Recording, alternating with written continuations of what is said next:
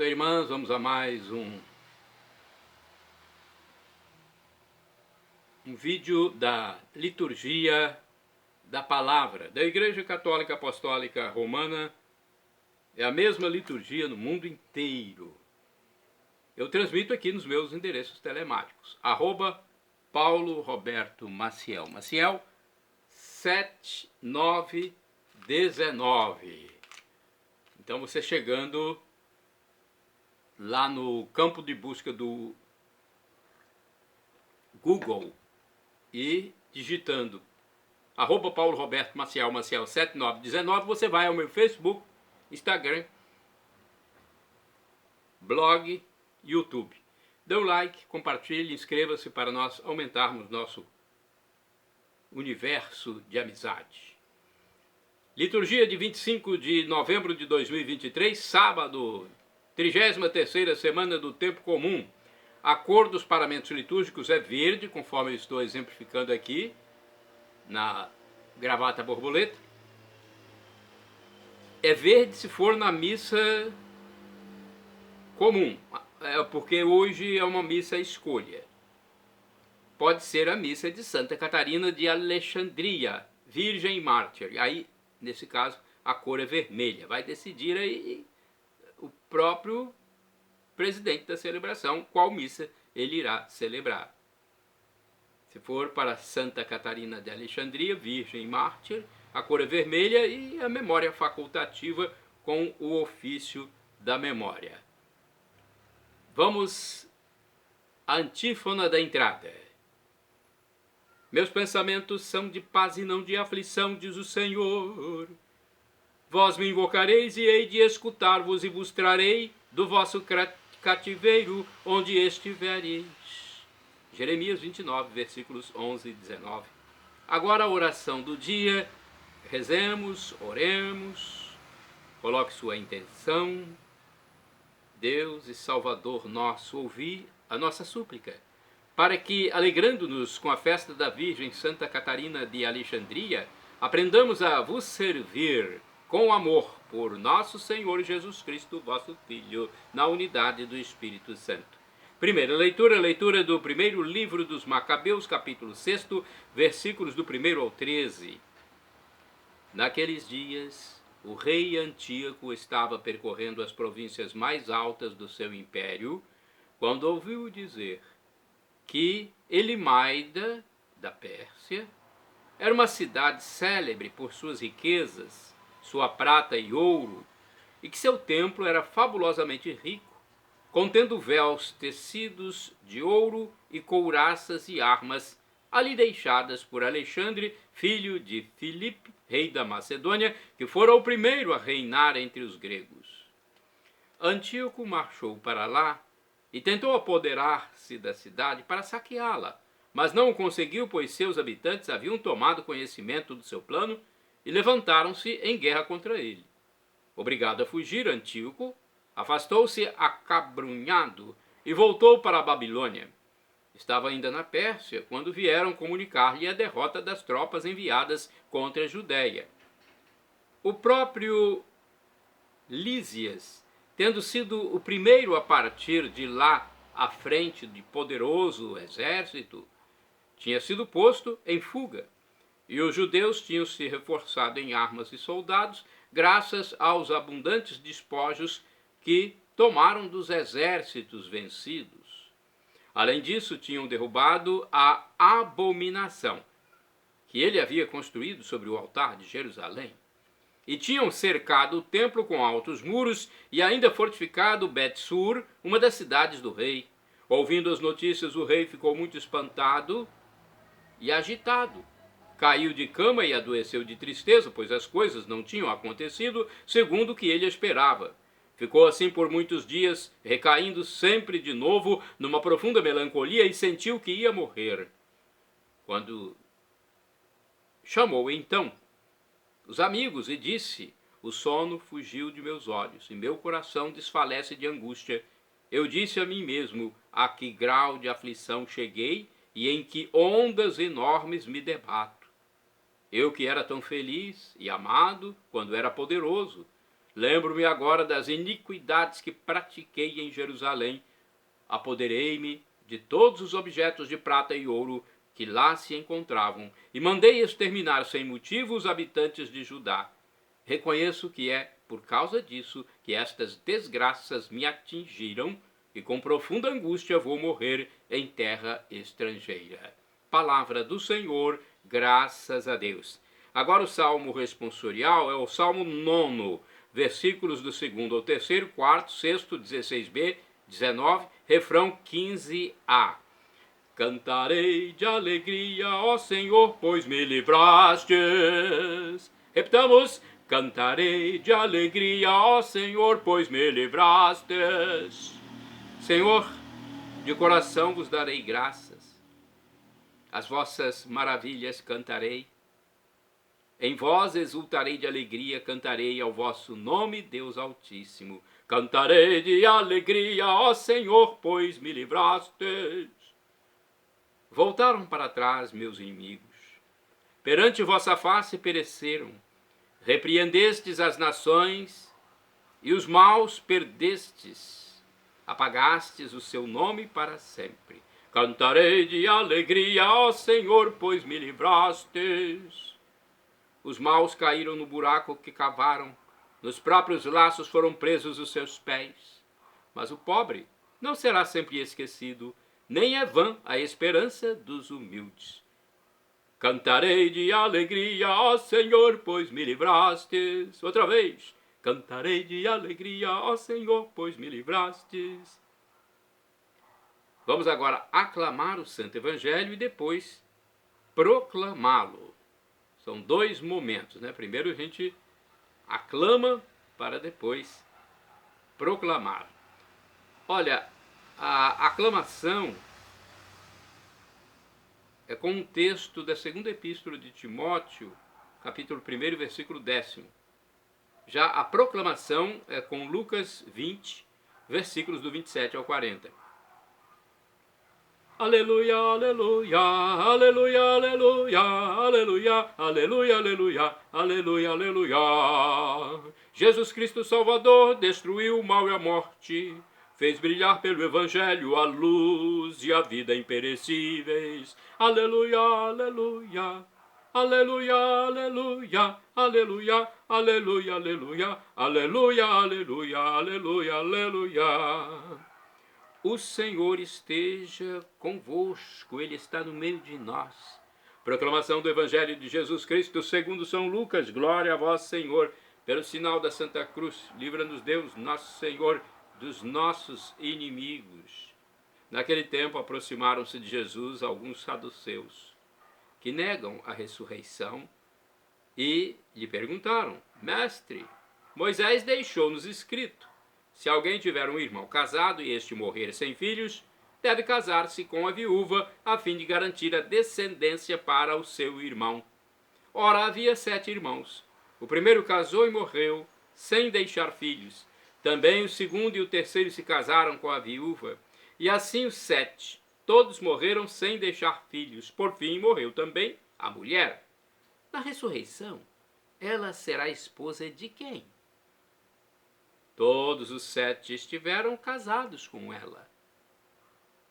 Jesus respondeu aos saduceus: nesta vida, os homens e as mulheres casam-se, mas os que forem julgados dignos da ressurreição dos mortos e de participar da vida futura, nem eles se casam, nem elas se dão em casamento. E já não poderão morrer, pois serão iguais aos anjos. Serão filhos de Deus porque ressuscitaram. Que os mortos ressuscitam, Moisés também o indicou na passagem da sarça, quando chama o Senhor, o Deus de Abraão, o Deus de Isaac e o Deus de Jacó. Deus não é Deus dos mortos, mas dos vivos, pois todos vivem para ele. Alguns doutores da lei disseram a Jesus: Mestre, tu falaste muito bem. E ninguém mais tinha coragem de perguntar coisa alguma a Jesus. Palavra da salvação, Glória a vós, Senhor. Agora vamos à reflexão, a primeira do livro Palavra e Vida 2013, é uma reflexão pequena, bem diminuta. Lucas 20, versículos 27 a 40. Existem pessoas que apreciam revolucionar tudo. Não estão interessadas em conhecer a verdade nem em encontrar as respostas. Só querem complicar tudo para conseguir o que lhes interessa. É idêntico àquele refrão que diz: quanto pior, melhor. Mas Jesus não se deixa surpreender. A questão dos 7 irmãos casados sucessivamente com uma só mulher, pouca importância tem diante de Jesus. A outra vida é outra vida. E o esforço por julgá-la com os critérios deste mundo é pura perda de tempo. E Deus é o Deus dos vivos e não dos mortos. Mais ou menos a reflexão, né? Vamos a de Antônio Carlos Santini, Santini, deixa eu ver o e-mail dele, é importante divulgar, né? Porque ele tem reflexões profundas. santini@novalianca.com.br. Liturgia comentada, estáis muito errados. Lucas 20, versículo 27 a 40. É o título, né? Estáis muito errados. Esta passagem do Evangelho de Santini tem um ar de absoluta raridade. É uma das poucas, talvez a única, em que Jesus afirma diretamente a alguém: você está errado. E trata-se exatamente de um erro muito difundido em nossos dias, a negação da ressurreição da carne. Mistério de fé proclamado no símbolo dos apóstolos, a ressurreição da carne surge muitas vezes no ensinamento de Jesus. Em resumo, é a certeza de que, no fim dos tempos, quando o Senhor vier em glória para julgar os vivos e os mortos, todos os mortos serão revestidos de um novo corpo, agora incorruptível. Está em João 6, versículos de 39 a 40, 44, 54, 11, versículo 24. Capítulo 11, versículo 24. Primeira Epístola de São Paulo aos Coríntios, capítulo 15, versículos 37 e seguintes. Primeira Epístola de São Paulo aos Tessalonicenses, capítulo 4, versículo 16. Então é só consultar. No Evangelho de hoje, os saduceus, que não criam na ressurreição e em uma vida nova após a morte, tentam envolver Jesus em uma grosseira armadilha, imaginando a situação extrema e ridícula de 7 irmãos que se casam sucessivamente com a mesma mulher, um barba azul de saias, o que criaria um impasse insolúvel na eternidade. Qual dos 7 ficaria com a esposa no outro mundo após a ressurreição? Foi a pergunta feita a Jesus. Jesus foge ao laço de seus adversários com 2 princípios. Primeiro, eternidade. Na eternidade, nós seremos como anjos. Isto é, vencida a barreira da morte, já não haverá oportunidade para a procriação humana, objeto do casamento aqui no tempo, para permitir a sobrevivência do gênero humano. Se os mortos estão mortos e não ressuscitam, como é que o próprio Deus se apresenta na Escritura como o Deus de Abraão, de Isaac e Jacó, que já morreram? Seria ele um Deus dos mortos? Assim, com apenas 2 raquetadas, Jesus reduz ao ridículo a arapuca dos saduceus e, com ironia, demonstra que os doutores desconhecem a sua própria Bíblia. Depois de passar vergonha em público, já não ousavam interrogá-lo, conforme o versículo 40. Com a difusão de teses espíritas e a adoção de modismos orientais, ligados ao hinduísmo e ao budismo, muitos católicos começam a pensar na ideia da reencarnação como uma boa saída para certos dilemas existenciais e até filosóficos. Ora, a reencarnação, vidas sucessivas da mesma alma espiritual em um novo corpo, a cada encarnação, é incompatível com a doutrina cristã e com as lições da Escritura. Jesus fala sempre da ressurreição e jamais se refere à possibilidade de reencarnação. A carta aos Hebreus afirma que só se vive uma vez. Hebreus 9, versículo 27, com o juízo particular imediatamente após a morte. Além do mais, se fosse necessário passar por diversas vidas para, sofrendo e penando, purificar-se e merecer o céu por méritos próprios, a morte salvífica de Cristo na cruz seria absolutamente inútil e sem efeito. Para quem afirma a reencarnação, vale a mesma frase de Jesus: estais muito errados. Orai sem cessar, irmãos e irmãs, na minha própria carne verei a Deus. Livro de Jó, capítulo 19, versículo 26. Vamos agora aos santos do dia, 25 de novembro. 25 de novembro é dia de Santa Catarina de Alexandria, mártir, virgem. O imperador Maximino convocou filósofos para tentar convencê-la de que Cristo não era Deus.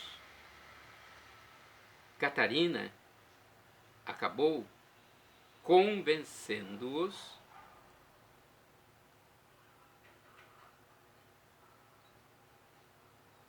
convertendo-os, e todos foram também martirizados. Catarina foi decapitada em 305. Temos a informação completa aqui no site da Comunidade Católica Canção Nova. Eis o texto. Catarina de Alexandria nasceu no ano 287 em Alexandria, onde recebeu uma ótima formação cristã. É uma das mais célebres mártires dos primeiros séculos, venerada pela Igreja Ortodoxa como uma grande mártir, e na Igreja Católica é reverenciada como um dos 14 santos auxiliadores.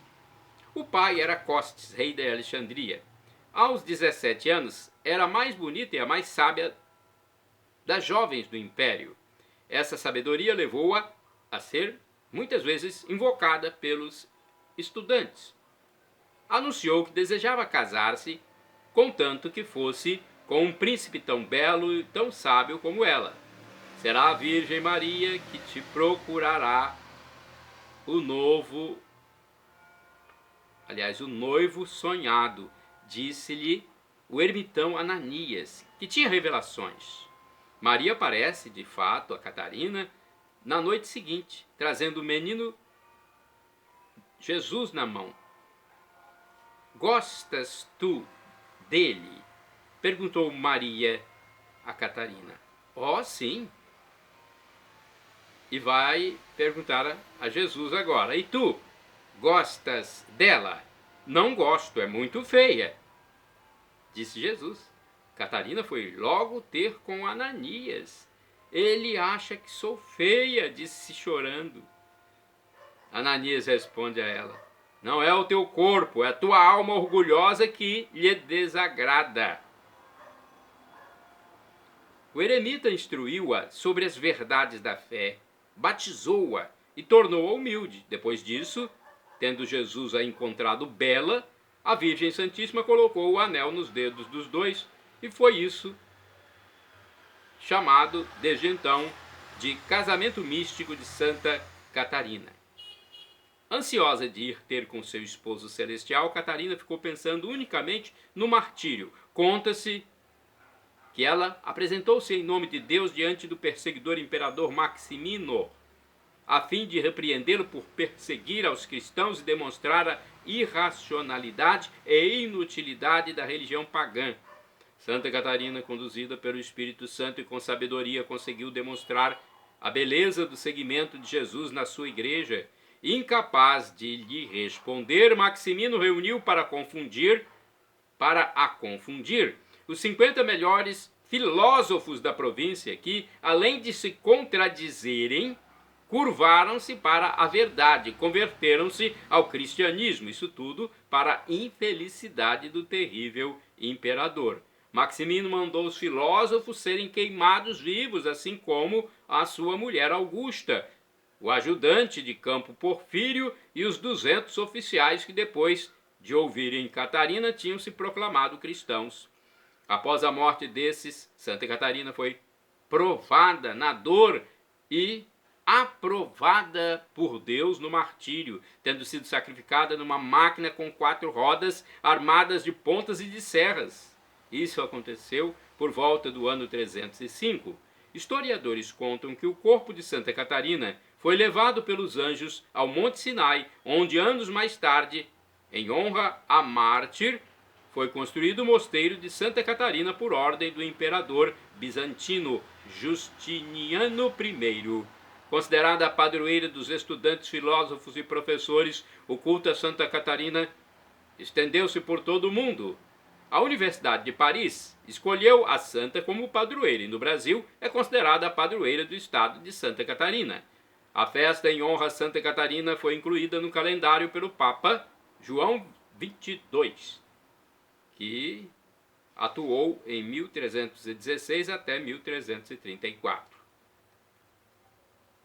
Santo do dia 25 de novembro, São Moisés de Roma. Ele foi presbítero e mártir. Faleceu em 251. Junto com um colégio presbiteral, cuidou da igreja após o martírio do Papa São Fabiano. Passou longo tempo no cárcere antes de testemunhar com o próprio sangue sua fé em Cristo. Santo do dia 25 de novembro, São Márculo, bispo, faleceu em 347. Segundo a tradição, morreu mártir no tempo do imperador Constante, na Numídia, Argélia, sendo lançado de um rochedo. Santo do dia 25 de novembro, São Maurino, mártir do século VI, trucidado pelos pagãos quando evangelizava a população rural de Agen, na França.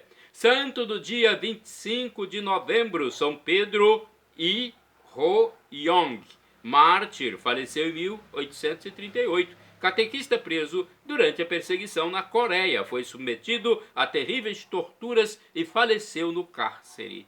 Santa do dia 25 de novembro, Beata Beatriz de Ornacieux, virgem, faleceu em 1303.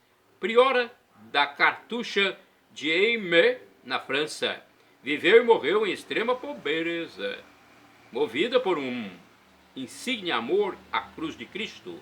Santa do dia 25 de novembro, Beata Isabel Ackler, foi virgem, faleceu em 1480. Reclusa no convento das Terciárias Franciscanas em Reut, na Alemanha. Isabel Ackler destacou-se por sua humildade, pobreza e mortificação do corpo.